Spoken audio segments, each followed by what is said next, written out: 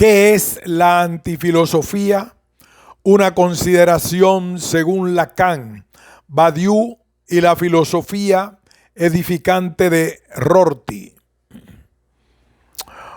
Un trabajo de Alejandro Cavalazzi Sánchez, Universidad Iberoamericana, Ciudad de México, Distrito Federal, México. Resumen.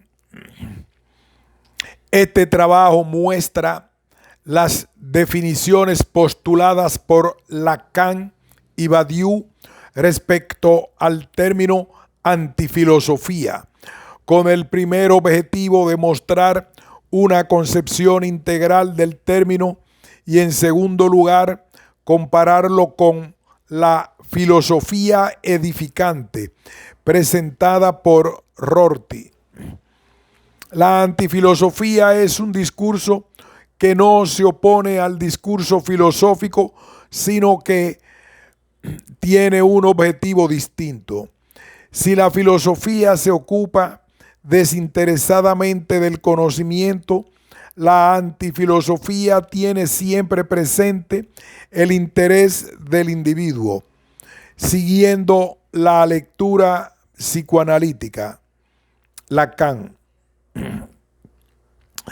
Filosófica, Badiou, Rorty, y estética, Groys. Pretendemos mostrar una unidad conceptual del término antifilosofía.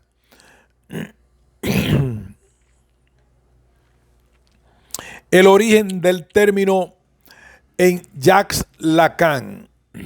A mediados de los años 70, Jacques Lacan lanza una provocación, el término antifilosofía como marco de sus enseñanzas. Tomsic, 2016. Lacan lo utilizó en su día, en 1974, como una conjetura. Era la época en que había un departamento de psicoanálisis en París. 8. Y entre las disciplinas posibles en la formación del analista, haciendo la salvedad de que no se trataba de especializar al psicoanalista en nada.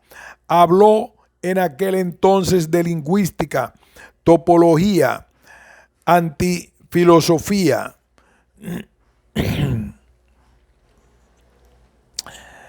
Lacan propone a la antifilosofía como el área de estudio de aquellos que se han expuesto al psicoanálisis en el contexto de una educación universitaria. El pasaje donde Lacan se refiere al término es bastante parco. Intitulará la antifilosofía como la investigación de lo que el discurso universitario debe a su posición educativa. No es la historia de las ideas, tan triste ella, la que la llevará a cabo. El término no tuvo posteriormente en Lacan una especial presencia. No obstante, y a pesar de eso, esta aportación dio pie a una importante discusión a partir de su recuperación por Alain Badiou. La elección del término resultaba entonces, como ahora, bastante contraintuitiva e históricamente problemática, dado que fue utilizado en el siglo XVIII para referirse a los pensadores anti-ilustrados franceses.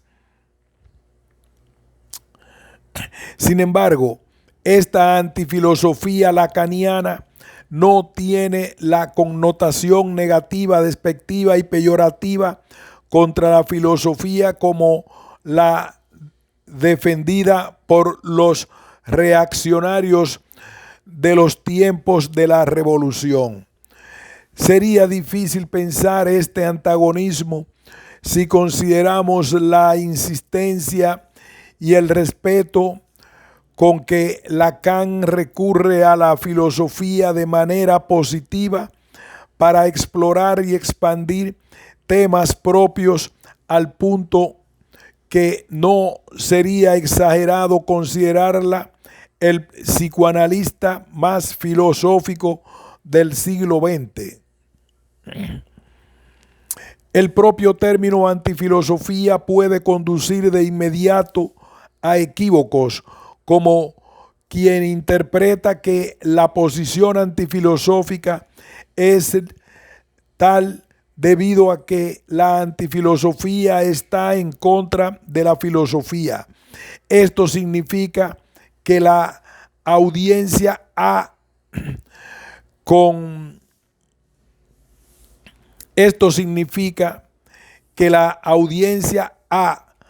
con el que el antifilósofo se enfrenta es filosófica. Lacan no tiene el interés de criticar a la filosofía, aunque en ocasiones se expresó con dureza a la epistemología de nuestro tiempo, caracterizada aún y según él por un representacionalismo de corte kantiano. Ya en 1972, él Eturdit estigmatizó con el término imbecilidad al kantismo persistente de todo lo que piensa de nuestro tiempo. Ya en 1972, el Eturdit estigmatizó con el término imbecilidad al kantismo persistente de todo lo que piensa de nuestro tiempo. Con eso se refería a los filósofos u hombres de ciencia inducidos por la topología inepta de Kant, que dice solo conocer fenómenos. Esta imbecilidad en la negación de lo real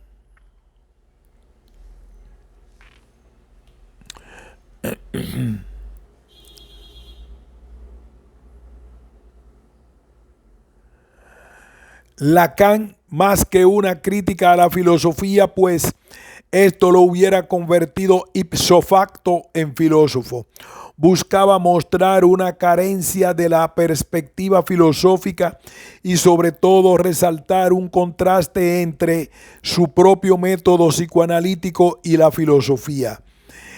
La antifilosofía no es antifilosófica en el sentido de ser no filosófica.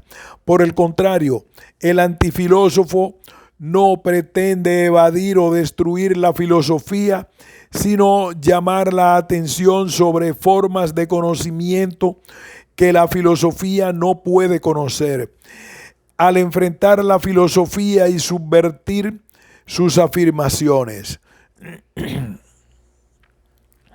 a pesar del equívoco al que puede conducirnos el término antifilosofía, la elección es etimológicamente afortunada, ya que el prefijo anti, más allá de contrariedad, tenía el significado de situación.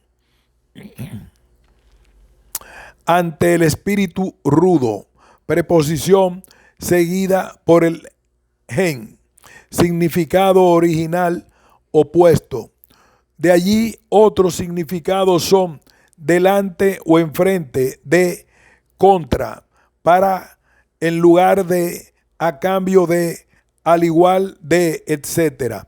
Para indicar que una persona o cosa toma o ha de tomar el lugar de otra. En lugar, a cambio de, etc.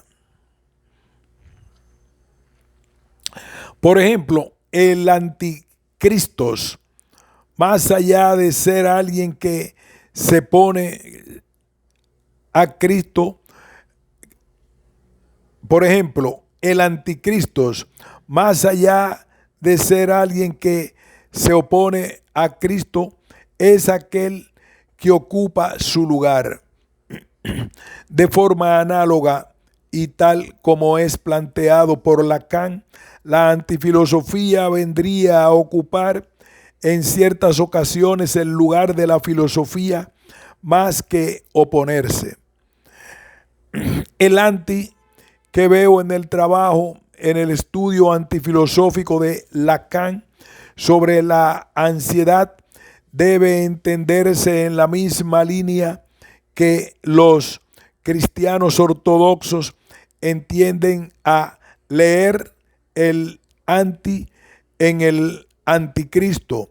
Lo que le interesa no es tanto el asalto directo, sostenido y totalmente visible a las doctrinas filosóficas establecidas, sino el reemplazo sutil de esto último por algo nuevo e imperceptible, pero innegablemente diferente.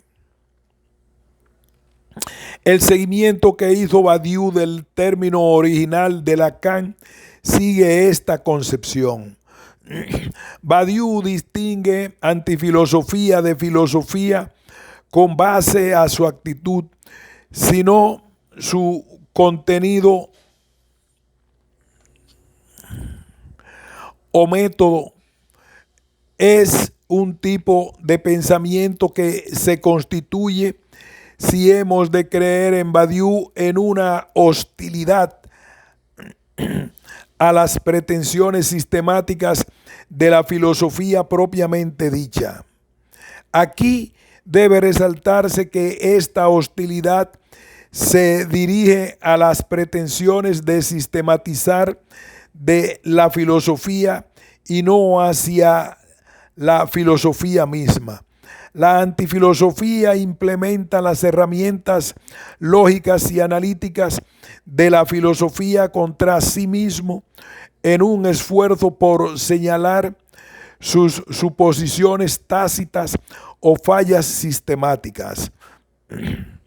De tal suerte que la antifilosofía se caracteriza por aquellas formas de pensamiento que postulan un acto fundador intuitivo o inefable, tal como se puede encontrar en la crítica de Kierkegaard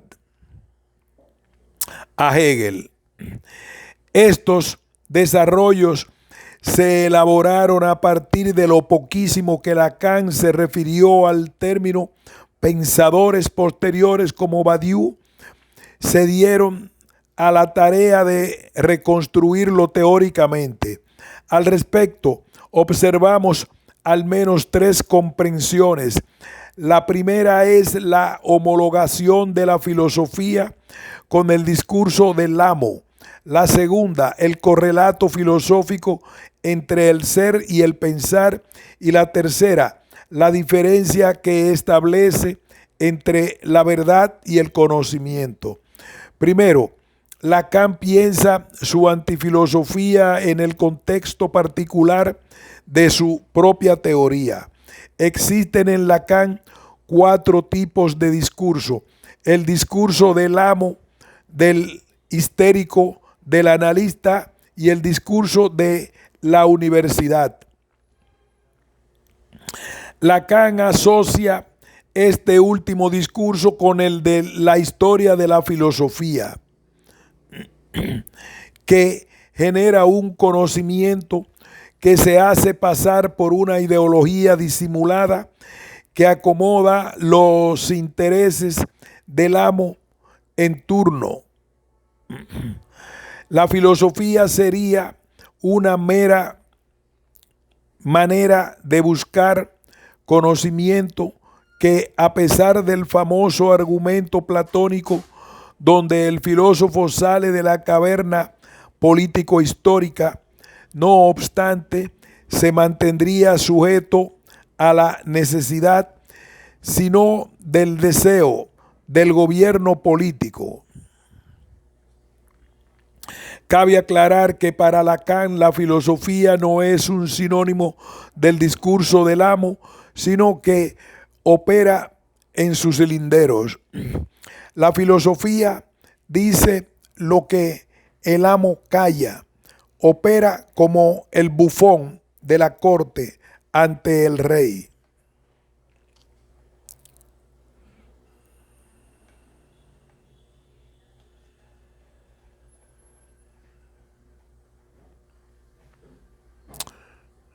El filósofo es, por lo tanto, quien gira en el discurso del maestro. Él juega el papel del loco, es decir, el lugar de la verdad, absolutamente inconsciente de lo que dice y que en consecuencia está limitado a jugar esta parte. La antifilosofía se opondría, por supuesto, a esta manera de pensar de la filosofía, aunque se trate de una filosofía asociada con una forma muy particular de discurso, el del discurso del amo. La teoría de los discursos de Lacan contempla en la universidad un entrelazamiento del capitalismo y el conocimiento científico y en su contexto sociopolítico el auge de poder burocrático y la proliferación de los expertos. A este respecto, Lacan identifica algo que sus propios filósofos son conscientes, al menos desde Marx, aunque dicho por él en términos de economía política. La infraestructura determina la superestructura. La asociación de la filosofía con el discurso del amo por parte de Lacan es reduccionista en cuanto a la pluralidad de las prácticas y argumentaciones filosóficas. No obstante, se puede excusar a Lacan precisamente porque su interés no es calificar a toda la filosofía, sino marcar una distancia respecto de su propio discurso. Al respecto, Badiou comenta: el objeto de la antifilosofía no es antagonizar la filosofía, sino situarse en una posición distinta. Los analistas deben leer la filosofía, pero ponerla a prueba bajo la ley fundamental del discurso analítico, y así leerla para no entrar en la filosofía, sino para escapar de ella. La filosofía referida por Lacan, que no es toda filosofía, se asocia en el discurso de la universidad supeditada al discurso del amo, mientras que el psicoanálisis se posiciona en el discurso del analista. Lacan, 2008. Encontramos una segunda distinción en el correlato que la filosofía encuentra entre el ser y el pensar, tal y como se encuentra a lo largo de toda su historia, desde Parménides, pasando por Aristóteles. La definición escolástica de verdad, veritas, est ad aequatio intellectuatus et rei, continuando hasta la modernidad de nuestro tiempo. En cambio, la verdad en psicoanálisis se encuentra escindida o rota entre el sujeto y el mundo. Para el psicoanálisis, como antifilosofía, hay una relación con el ser que no puede ser conocida. Lacan, evocando un fragmento de Parménides, dice: la discordancia entre conocimiento y ser es mi sujeto. Cabe decir que existen posturas filosóficas donde la relación del ser tampoco puede ser conocida, como un psicoanálisis, notablemente la filosofía kantiana. Sin embargo, la diferencia radica en que el psicoanálisis opera precisamente a partir de la imposibilidad, mientras que para la filosofía la imposibilidad es algo que permanece fuera del discurso, una terra ignota, siguiendo la expresión coloquial de los programadores: "It's not a bug, it's a feature". La falta de correlato entre el pensamiento no es una falla o algo por responder en psicoanálisis, como lo sería en el discurso filosófico, sino que es justamente su premisa. La tercera distinción entre filosofía y antifilosofía radicaría en la diferencia entre verdad y conocimiento. El psicoanálisis describe la oposición de la mayoría de los asuntos humanos entre la verdad y el engaño, y no el paradigma filosófico que concierne a la verdad y la falsedad o el error. Esta oposición verdad-engaño es más bien marginal en el discurso filosófico. La verdad que interesa al sujeto de enunciación que se encuentra en falta, manque, no puede ser objetificada ni enunciada, mucho menos en un discurso filosófico o científico. El discurso filosófico excluye de la consideración teórica la dimensión específica de lo simbólico, central para el psicoanálisis. El lenguaje para los filósofos es el medio de la revelación. De ahí el posible adecuatio o inadecuación en error, ilusión y falsedad con lo que es real. Para el psicoanálisis lacaniano, por el contrario, las palabras o significantes son en primer lugar los símbolos ofrecidos de una buena fe fundante entre sujetos. De ahí el intercambio simbólico en el que el engaño y la traición se hacen posibles y en el que se modela cada uno de nuestros deseos.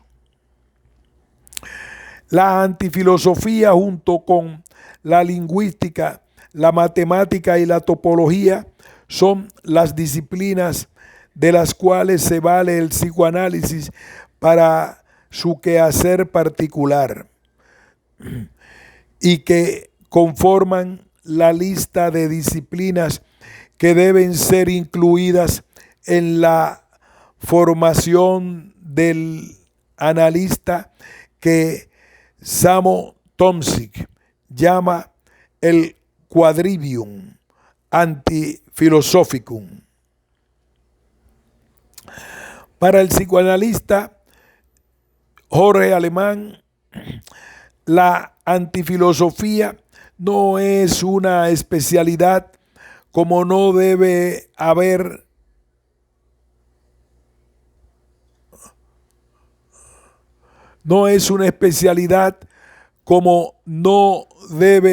especialidad en topología o lingüística, sino que es una de las diversas maneras de hablar de aquello en lo que consiste la experiencia analítica.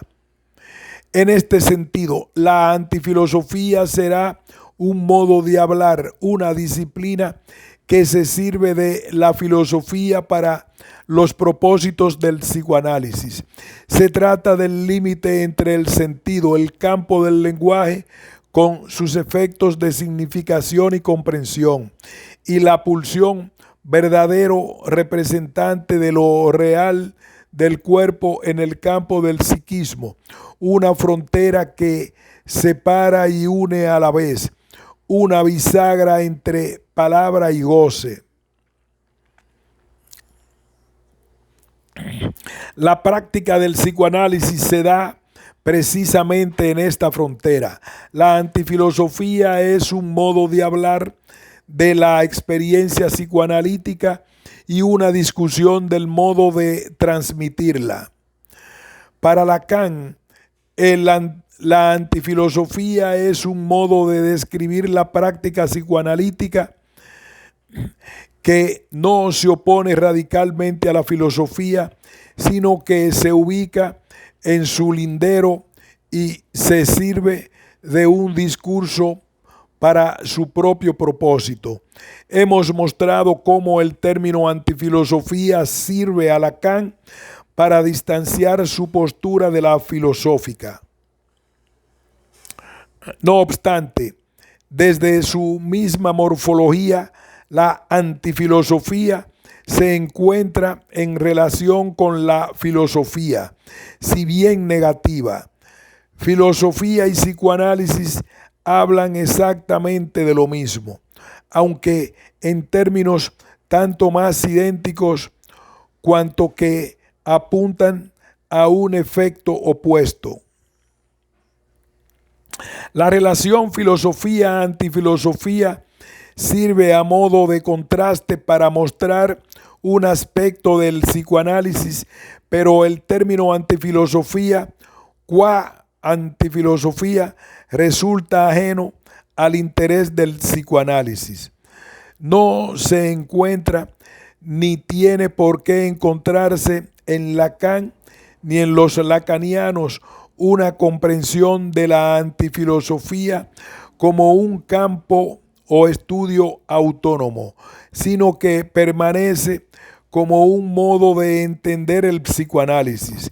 No obstante, el atrevimiento lacaniano abre un nuevo campo de comprensión de lo filosófico que debe ser examinado al margen de los intereses de las clínicas psicoanalíticas.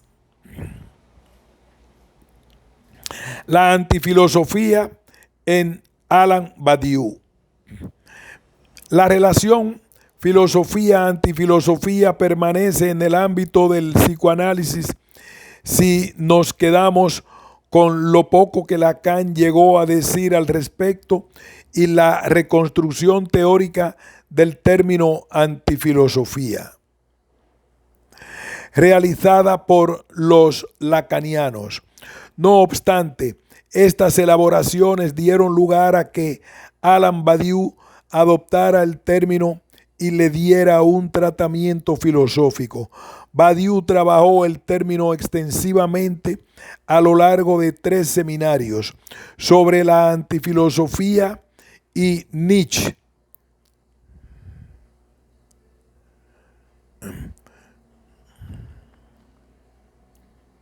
Finalmente,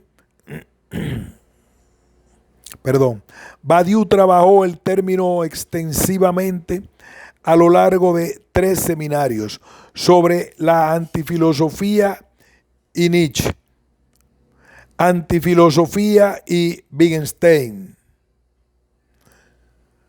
para culminar con antifilosofía y Lacan. Finalmente, el tratamiento del tema dio lugar para la publicación original adicional de San Pablo, la fundación del universalismo. La comprensión de Badiou sobre la antifilosofía no está limitada a lo que sería difícil, sino imposible reconstrucción del término por Lacan. En cambio, la categoría emerge como el nombre de una larga tradición de pensadores que, respecto a la tendencia filosófica dominante de un tiempo, se sitúan en una extraña posición topológica de estar afuera con o de una exterioridad interna. Badiou identifica a una serie de pensadores bajo el mote de antifilósofos, entre los que destacan los pensadores de su seminario: Nietzsche, Wittgenstein y Lacan, pero también San Pablo, Pascal, Rousseau y Kierkegaard. Pero ¿qué característica tendrían estos pensadores en común para ser reunidos bajo la misma categoría de antifilosofía? No solo un autor tendría que ser crítico respecto a la tendencia filosófica dominante de su tiempo, sino que tendría que cuestionar la suposición básica que se puede encontrar a lo largo de la historia de la filosofía, donde la cuestión del ser o la del mundo es coextensiva con la cuestión del lenguaje. En consecuencia, la reducción de la verdad a ser nada más que un efecto lingüístico o retórico, el resultado de específicos juegos de lenguaje histórico o culturales. Mientras que desde Parménides encontramos la reducción del ser al pensar, la antifilosofía se pregunta la posibilidad que no todo puede ser dicho y que hay algo, o más bien mucho, que escapa al lenguaje.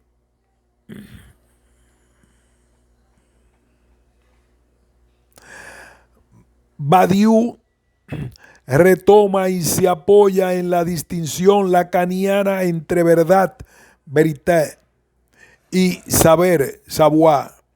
A su vez, también conviene distinguir entre saber y conocer. El primero, saber, savoir, es una comprensión conceptual o intelectual.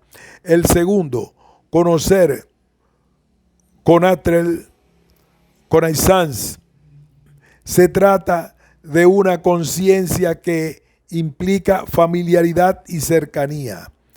Las verdades del inconsciente situadas en el registro de lo real desafían el conocimiento, connaissance, pero no el saber, savoir, analítico. El psicoanálisis debe valerse de la formulación intelectual del saber, savoir, a través del uso del matema, la fórmula que representa de manera simbólica los términos de la estructura, pues el conocimiento, connaissance, está inexorablemente atado al destino de otros dos términos, la verdad y lo real. Lacan integra la verdad y el conocer con un tercer elemento que corresponde a uno de sus célebres registros, lo real. Esto real se define como la falta de sentido, absence, por lo que la conjunción verdad-saber real debe ser pensada en el ámbito del sentido. En la reconstrucción de Lacan por Badiou de este periodo, el conocimiento de que no es conocimiento, connaissance, ni verdad, vérité, aunque mantiene una relación con este último, es lo que toca al absence. Este absence debe distinguirse del non-sense. El término absence alude a la ausencia, absence, y lo que está ausente es precisamente el sentido, sense. En la esfera de lo real lacaniano, donde no puede haber imagen ni lenguaje, lo que está ausente es precisamente el sentido. Lo real puede ser definido como sense quab absence. Lo real es absence, por cuanto ausencia de sentido. La ausencia de sentido, absence, no implica lo que coloquialmente conocemos como el sinsentido, no sense, que se refiere a lo absurdo. Cuando se observa un absurdo a nonsense, se presenta en un campo de significaciones donde un elemento en particular está fuera de lugar.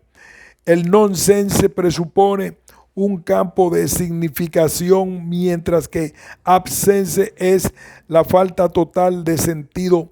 Sense es y sin sentido. Nonsense. En la absence no cabe ni lo uno ni lo otro. Debe quedar claro de la distinción absence-nonsense es que Lacan no apela a ningún existencialismo o irracionalidad. Lacan no es un absurdista.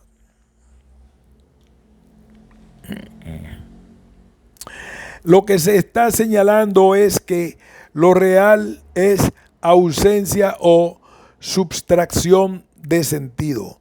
Una vez presentadas las anteriores distinciones, se aprecia mejor la diferencia entre filosofía y antifilosofía. Para Lacan, la operación filosófica consiste en mostrar que hay un significado de la verdad. Como es objetiva, la consolación que nos ofrece bajo el término sabiduría es ser capaz de decir que hay una verdad de lo real. Se da el axioma implícito o explícito. Hay significado de la verdad porque hay verdad de lo real. En cambio, la posición en psicoanálisis es que no hay significado de la verdad porque no hay verdad de lo real. Cuando se trata de lo real, solamente hay un conocimiento de una función. La relación de lo real que Lacan propone como la del discurso del analista será una relación del significado del conocimiento qua absex sense, mientras que la relación filosófica de lo real es el del registro de la verdad.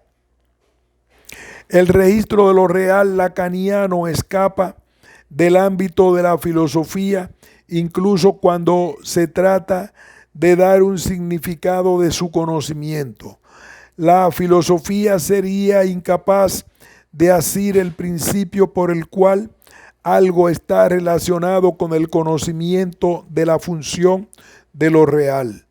Dicho de una forma más sencilla, la filosofía está atrapada en la pareja sentido-verdad que asume que el opuesto del sentido, sense, es el sinsentido, nonsense, y no la ausencia de sentido, absence. La filosofía es tanto incapaz como reacia a reconocer e incorporar la ausencia de sentido, absence.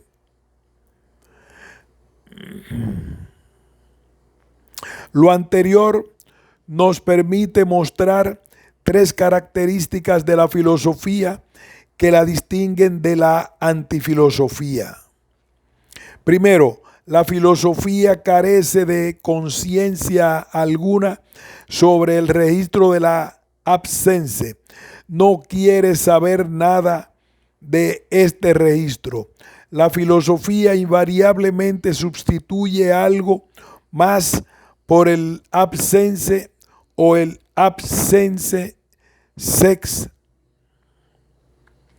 Segundo, la filosofía no sabe nada de la función del conocimiento en lo real. Lo absorbe como amor a la verdad.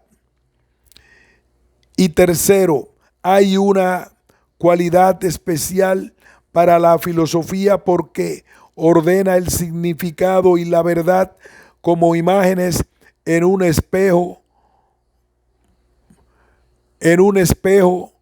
bajo el pretexto de decir que hay posiblemente un significado de la verdad. En cambio, la absencia es una parte integral del psicoanálisis lacaniano y por extensión de la antifilosofía. Para Lacan no hay verdad de lo real, solo hay verdad en tanto hay una función de lo real en el conocimiento. Tampoco un conocimiento de lo real. No es lo mismo que la función de lo real en el conocimiento, ni conocimiento de la verdad. Lo que importa, en cambio, es que la tríada conocimiento, verdad, real no puede ser rota, no se puede acomodar en parejas. Cuando se habla de una pareja como conocimiento de la verdad, siempre queda implicado y aludido el tercer término, en este caso lo real. La filosofía, en cambio, busca romper la tríada y acomodar los términos en parejas porque asume que puede haber un conocimiento de la verdad, correlato, ser, pensar. Pero esto ignora la categoría lacaniana de lo real. La filosofía no puede aceptar que la tríada conocimiento, verdad, real es irreductible. Lo real es imposible de conocer, precisamente porque está empotrado en la tríada verdad, conocimiento, real, y no puede extraerse de ella para emparejarse con uno de los dos términos. Incluso se tiene que decir sobre lo real que suplanta conocimiento. Lacan llama a esta suplantación de conocer la demostración de lo real, que es una palabra bastante extraña, aunque convincente. Lo real no puede ser conocido, debe ser demostrado. Badiou. Esta demostración tiene un sentido particular. Significa que al no poder haber una ciencia de lo real debe ser figurado a través de una formalización lógica, es decir, a través del matema, que son las fórmulas propias del lenguaje psicoanalítico o lacaniano. Como lo de lo real no se puede decir o representar, nos debemos contentar con su formalización. No hay lenguaje de lo real, solo fórmulas. Badiou, 2017. La segunda forma en que se demuestra lo real es el modo en el que se abre la dimensión del acto. Como no hay conocimiento, connaissance, ni verdad de lo real, y como la verdad solamente se presenta a través de una función del saber, solo queda un encuentro puro con lo real. El punto en el que se da el encuentro con lo real es el acto. A la filosofía no podría importarle menos esta decisión externa, en la que el acto constituye la incisión silenciosa de una verdad desconocida, ya que el sello distintivo temporal de la filosofía es que tiene todo el tiempo del mundo. Esto siempre ha servido para identificar en su discurso la conexión antidialéctica que tiene con la eternidad de la verdad. En cambio, el psicoanálisis lacaniano no tiene ningún compromiso en mantener la conexión entre conocimiento y verdad, porque la verdad está atada al registro de lo real y es en el dispositivo analítico bajo la forma del matemo que se produce el acto que interesa al análisis. ¿Cómo saber si se ha hecho contacto con lo real? Después de todo, esta experiencia no puede realmente simbolizarse. La angustia es el único sentimiento que no puede ocultar el encuentro con lo real. En el tratamiento, el analista sitúa al individuo, por ejemplo, en esta posición, aunque no puede apresurar el sentimiento de la angustia ni retardarlo. El análisis trabaja con la angustia como el punto de acceso a lo real garantizado por la fórmula del conocimiento que es el matema. Observamos un tratamiento similar en Temor y temblor de Kierkegaard, donde el elocuente seudónimo titulado Johannes de Silentio busca situar, por no decir angustiar al lector, sobre texto de la histórica genésica del sacrificio de Isaac. Esta seña del psicoanálisis lacaniano es lo que le hace común a los diversos autores de la tradición antifilosófica. La cuestión para la antifilosofía no es hacer una crítica intelectual acerca del correlato entre ser y pensar, pues esto sería otro modo más de hacer filosofía. Desde este punto de vista, la filosofía no solo se considera equivocada o refutada, sino que se muestra exhibida como una monstruosidad amenazante. La enfermedad para Nietzsche, palabrería y verborrea sin sentido para Wittgenstein. Desde este punto de vista, la filosofía no solo se considera equivocada o refutada, sino que se muestra exhibida como una monstruosidad amenazante. Enfermedad para Nietzsche, palabrería y verborrea sin sentido para Wittgenstein, estupidez y charlatanería para Lacan. La antifilosofía muestra que el correlato entre ser y pensar, el discurso filosófico, es obsoleto para los propósitos de un acercamiento con lo real.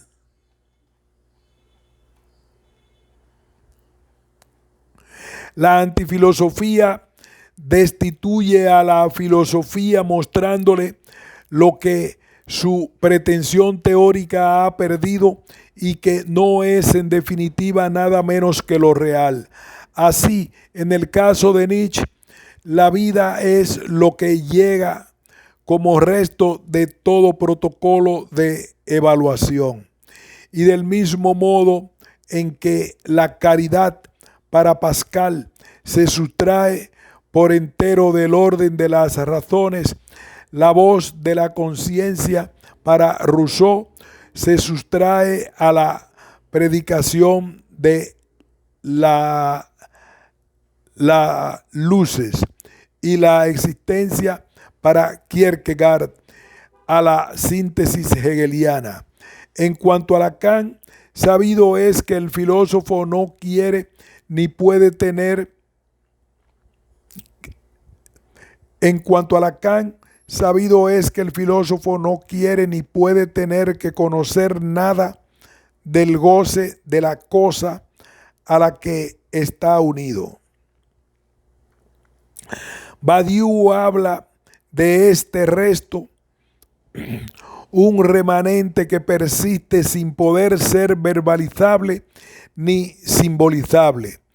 El resto es inalcanzable y se sitúa más allá del lenguaje como el concepto mismo de vida en Nietzsche, aunque aquello que no puede ser dicho por el Johannes del silencio, del temor o temblor kierkegaardiano, y que por último alcanza su máxima expresión y constituye el centro interpretativo mismo del psicoanálisis bajo la categoría lacaniana de lo real. Como fuera de toda simbolización, este remanente es por definición indecible. El filósofo no puede mostrarlo. En cambio, el antifilósofo debe señalarlo a través de un gesto o un acto radical, como la apuesta pascaliana, el salto de fe kierkegaardiano, la ruptura de la historia nietzscheana o la noción del acto en Lacan y Zizek. Al respecto, hay que cuidarse de comparar el acto antifilosófico del concepto de acontecimiento en Badiou con el que se podrían comparar, pues el acto antifilosófico no es una verdad impersonal, sino un efecto catártico o terapéutico en el sujeto. El antifilósofo habla a título personal y exige que se exhiba constantemente como singularidad y existencia. El antifilósofo expone públicamente su pensamiento privado. ¿Por qué? Porque a diferencia del anonimato arreglado de la ciencia y en oposición a aquello que en la filosofía pretende hablar en nombre de lo universal, el acto antifilosófico sin precedentes y sin garantía solo se tiene a sí mismo y a sus efectos como atestación de su valor.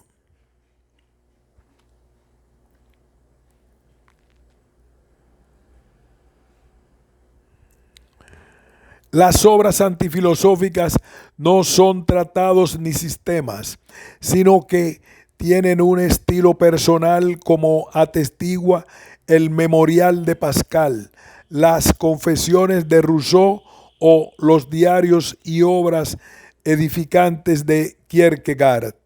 Esta estrategia de hablar a título personal surge por el interés del antifilósofo de hablar con otros individuos qua individuos y no con otros filósofos.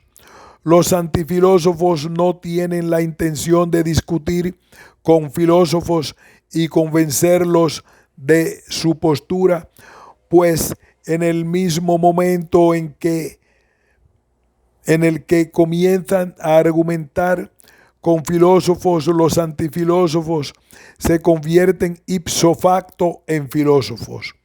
Por esta razón, lo que conviene a la antifilosofía para propósitos de desarrollar su propio discurso es ignorar a la filosofía.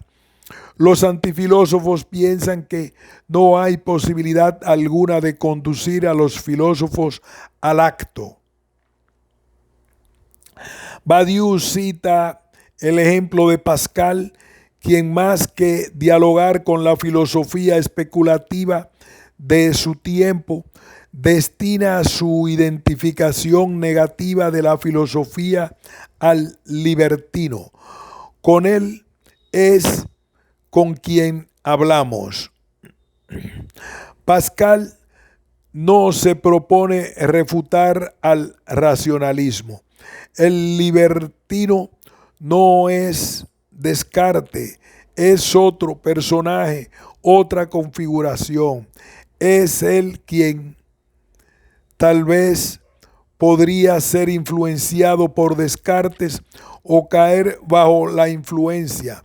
El libertino es el que debe ser arrancado de la filosofía y devuelto al pensamiento verdadero, que es el cristianismo como lo piensa Pascal.